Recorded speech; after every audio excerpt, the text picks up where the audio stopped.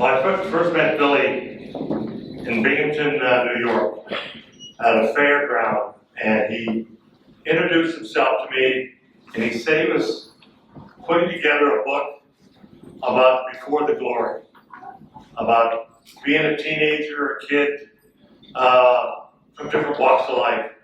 And he wanted to let people know a little bit about the background of Fergie Jenkins. Born in a small town in Chatham, Ontario. I was a Boy Scout and a Queen Scout. And the nice thing about it is he wanted to find out what I was all about. You know, I got discovered first as a hockey player. I wasn't a ball player. The scout that came to my little hometown, I was 15 years old. He since passed, Gene DeJura, seen me playing hockey. And he wanted to know other sport I played. I played basketball for local high school. And in the summer months, I played baseball. And I was a first baseman. They put the tall, lengthy kid on at that position because of the fact that I could jump pretty good and I would field my position pretty good. But then he found out I had a decent arm. And throwing several months in the local gymnasium, he said, your probably best position would probably be as a pitcher. And he was the individual that changed my mind about playing other sports besides hockey and basketball. Pitching might be the opportunity for me to proceed and to be a professional athlete. I signed with the Phillies, and lo and behold, I became a pretty good pitcher. Only because of winter ball. Cal McClish, some of you gentlemen might know, was my first pitching coach. Taught me a slider in Puerto Rico in 1963. And lo and behold, that pitch got me to the big leagues. Slider. A pitch that right-handers couldn't detect. I had pretty good motion. And I threw down and in the left-handed hitters.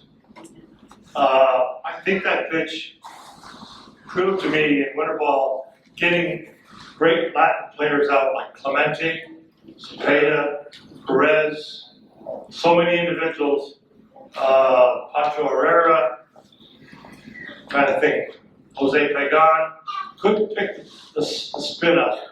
And lo and behold, in '64, I went back to Little Rock and pitched pretty good.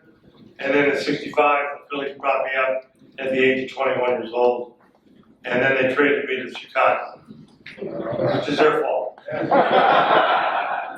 But when I look back, what Billy put in the book about me as a youngster, being born in Canada, and the opportunity to let people understand that, you know, people come from all different walks of life.